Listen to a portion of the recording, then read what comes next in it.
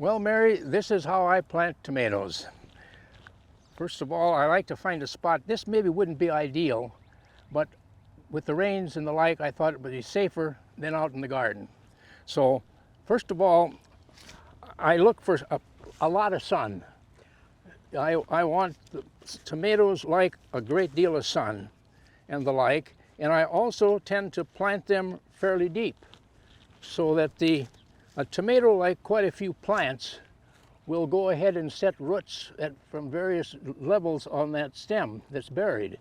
And the end result is it'll have a better root system, better able to support that plant than if I set them. And what's more, it keeps them from growing too tall and too spindly. They'll be closer to the ground and less susceptible to wind damage.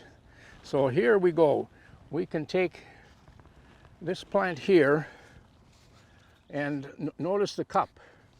This here is when I get my plants, and particularly if I'm going to hold them for a while, I go ahead and I transplant them into another container a little bit bigger so that the root system can continue to grow.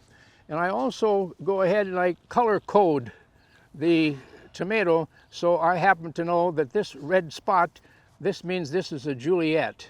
So I'll put this one here in the ground. I'm going to pinch off those leaves a little bit there, simply so that they won't be touching the ground.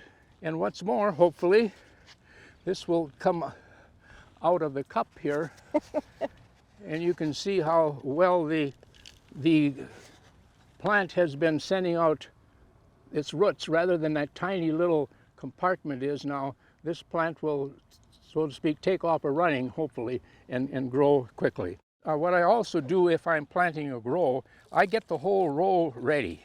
I go ahead and I space them about 28 to 30 inches in the row, and I keep the rows about 3 feet apart.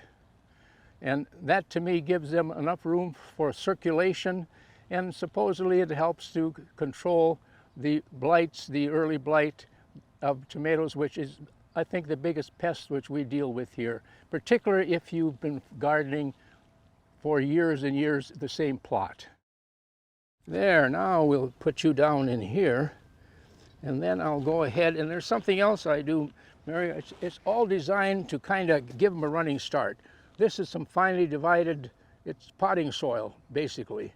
And I just put this in, or surround that plant with this potting soil, which again, I guess, invites them to send out their roots into the surrounding area and helps to develop a good root system. Something I have done over the years. So I just take a few handfuls of that potting soil and put around, and then I go ahead and I'll firm that up a little bit. And then something else that I do is then I plant in cans. My kids commonly say, "Dad, how are the cans growing this year?" But I have found out that it keeps the cutworms away. It gives them some protection against the wind, to me, to promote growth. I just place that around the plant, kind of, be careful how to put the leaves in there. But at this time, they're kind of flexible.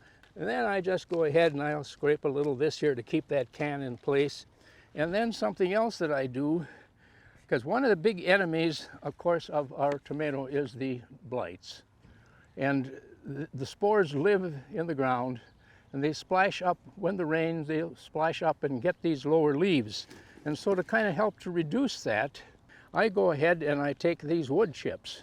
That's going to give that plant a chance of avoiding early infection with the early blighted tomatoes, because that, I think, is one of our most problems with tomatoes, particularly if you've gardened in the same spot for many, many, many years. You've got problems with them. And then I would go ahead and I would water this again. I water directly into the cans, which keeps the water from spreading out and running all over the place. I go ahead, and this is just plain 10-10-10, a common garden for general fertilizer. And I go ahead and I just sprinkle something like this here, just a pinch. The other thing I'll do is, when the plant begins to blossom, I will oftentimes use a water-soluble fertilizer, and then I will simply, water with that, every few weeks during the growing season when they're producing. Okay. John, would you mind if we come back later this summer and see how your tomatoes are doing then? I sure would like that, and I hope I'll have something good to show you.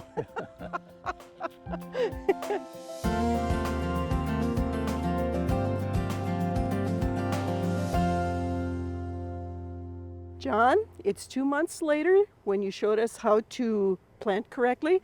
Now we're back to get some more growing tips for how to grow good tomatoes. Well, thank you and welcome back again. It's been kind of a trying summer, as you might know, with dry spells intermixed with infrequent rains. It's been a bit of a struggle, but nevertheless, I think that the tomato crop is pretty good. I followed my usual with about 36 inches or so between rows, and then about 30 inches between the plants. But this year, I think I could have increased that about 6 inches in each case because of the tremendous foliage, the tremendous growth this year. Maybe I was too kind to them.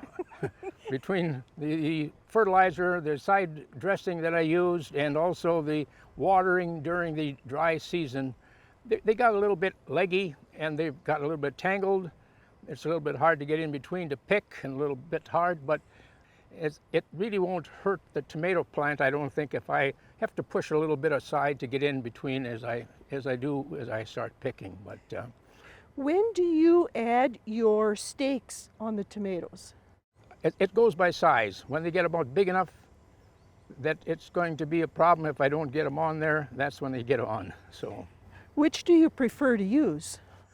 so I like the cages a little bit better, the wooden ones. Okay.